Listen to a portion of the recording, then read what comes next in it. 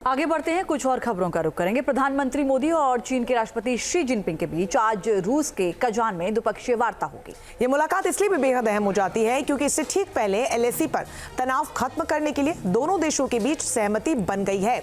LAC पर चीन के साथ सीमा विवाद सुलझने के बाद साल 2020 से पहले की स्थिति बहाल हुई है।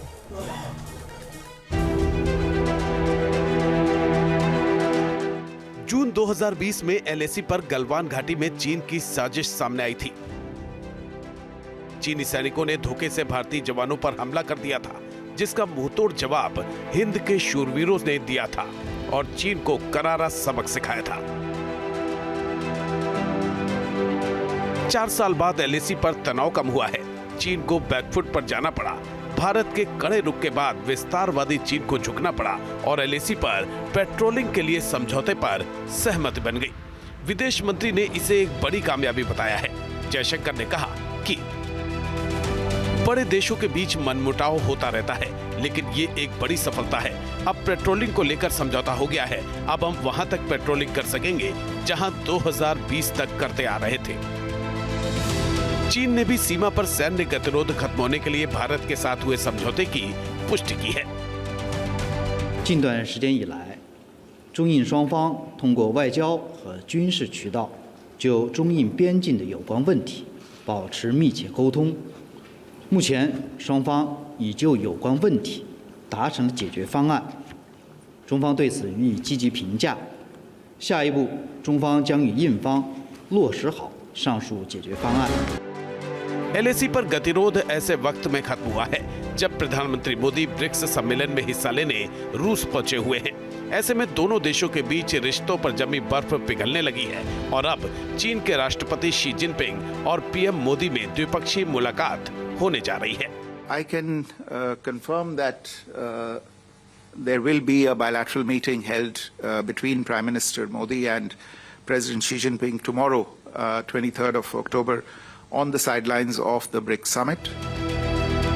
माना जा रहा है कि इस मुलाकात में सीमा विवाद सुलझाने और दोनों देशों के आपसी रिश्तों को मजबूत करने पर बात होगी। पीएम मोदी के रूस दौरे से पहले भारत और चीन के अधिकारियों के बीच मीटिंग के बाद जो करार हुआ है, उसके मुताबिक एलएसी पर जैसी स्थिति जून 2020 से पहले थी, अब फिर वैसी ही होगी। इस समझौते से अब देपसांग और डेमचोक में भी पेट्रोलिंग हो सकेगी। समझौते के तहत भारतीय सेना देपसांग में पेट्रोलिंग पॉइंट 10 से 13 तक और डेमचोक में चार्डिंग नाले तक पेट्रोलिंग कर सकती है।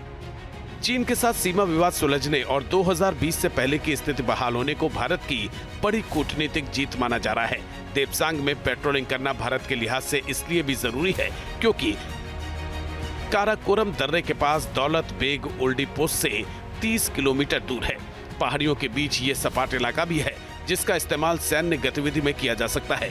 वहीं डेमचोक सिंधु नदी के पास पड़ता है। अगर यहाँ पर चीन का नियंत्रण होता है तो इससे उत्तर भारत के राज्यों में पानी की आपूर्ति पर असर पड़ने का खतरा था। इस समझौते को लेकर भारत और चीन के डिप्लोमेटिक और सैन्य अधिकारी बातचीत कर रहे थे।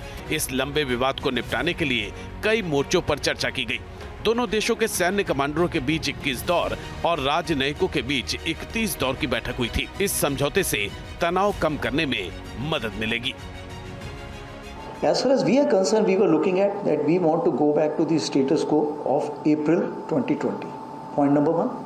Thereafter, we will be looking at disengagement, de-escalation, normal management of line of actual control. And this normal management of line actual control will not just stop there. There are phases in that also.